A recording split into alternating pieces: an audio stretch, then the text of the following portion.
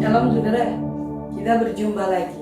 Hari ini saya ingin menyampaikan sebuah nats di dalam kitab Matius pasal yang ke-15 mulai ayat 32 tentang Yesus memberikan makan kepada 4.000 orang. Saudara, saya hanya mengutip saja ayat 32.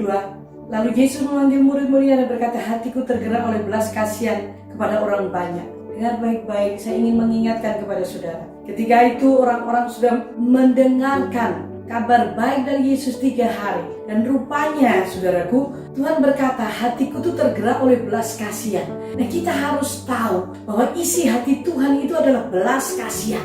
Dia dipenuhi hatinya dengan kasih yang penuh itu ada di dalam diri Yesus Kristus. Nah, saudaraku, kalau hari ini engkau lagi mengalami kesukaran, mengalami masalah yang sesak, dengar baik-baik, Yesus itu penuh dengan belas kasihan.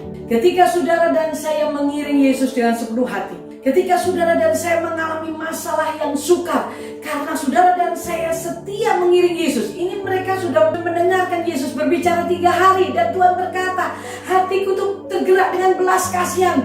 Saudara, satu, Tuhan Yesus hatinya penuh dengan belas kasihan. Yang kedua, Yesus itu tahu apa yang saudara dan saya perlukan. Ketika kita mengiring Dia, kita mau mendengar firman-Nya, kita melakukan firman-Nya. Orang-orang banyak itu waktu itu, saudaraku, begitu takjub mendengar pengajaran, dan Tuhan tidak membiarkan. Dengar baik-baik saudaraku, selain penuh belas kasihan, Tuhan itu mengasihi, memperhatikan saudara dan saya. Dia memperhatikan kebutuhan kita. Karena orang 4.000 orang itu diperhatikan oleh Tuhan kebutuhannya. Mereka harus diberi makan. Makanya Tuhan Yesus berkata kepada murid-muridnya, mereka harus makan. Aku tidak mau nyuruh mereka pulang dan mereka pingsan di tengah jalan. Nah, Tuhan bertanya kepada murid-muridnya, kali ini apa yang ada padamu? Saudara dengar, kita kebingungan dengan apa yang harus kita lakukan. Selama saudara dan saya mengiring Yesus, hati Yesus penuh dengan belas kasihan, dan Dia sangat mengerti apa yang kita hadapi. Yang ketiga, Dia bertanya, apa yang ada padamu? Ketika apa yang ada pada kita, kita serahkan kepada Tuhan. Saya tahu mujizat akan terjadi. Jadi sekarang jangan engkau bingung, jangan engkau ketakutan, jangan engkau khawatir. Ketika engkau mengiring Tuhan dengan sepenuh hati, kondisi seperti ini kayaknya merangsang kita untuk bergeser ke kanan ke kiri sedikit. Saya pesankan, jangan lakukan itu. Tetaplah dalam perancangan Tuhan. Karena ketika Tuhan melihat orang-orang itu setia mendengarkan perkataan Tuhan dan pengajarannya, hati Tuhan yang penuh belas kasihan jatuh atas hidup saudara dan saya. Dan Dia mengerti, Dia peduli persoalan yang sedang terjadi.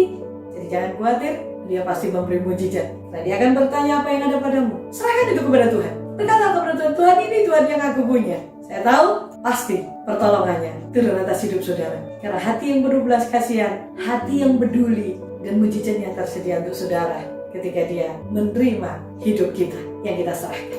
Bapa di surga, terima kasih buat hari ini, karena kami tahu kami sedang menyembah Tuhan yang sangat peduli, yang sangat mengerti akan situasi kondisi yang kami alami. Mungkin orang lain tidak tahu, orang yang paling dekat dengan kami pun tidak tahu, tapi kami sedang menyembah Tuhan yang menyelidiki hati kami sampai yang terdalam. Mungkin di antara kami ada yang sedang meneteskan air mata tanpa ingin diketahui siapapun juga, tapi Engkau Tuhan yang sangat peduli dan sangat tahu. Biarlah mulai hari ini kami menyerahkan hidup kami ke dalam tangan-Mu, sehingga hidup kami menjadi tempat mujizat yang Kau kerjakan. Berkati kami semuanya dengan kekuatan firman, dalam nama Yesus. Amin. Tuhan memberkati.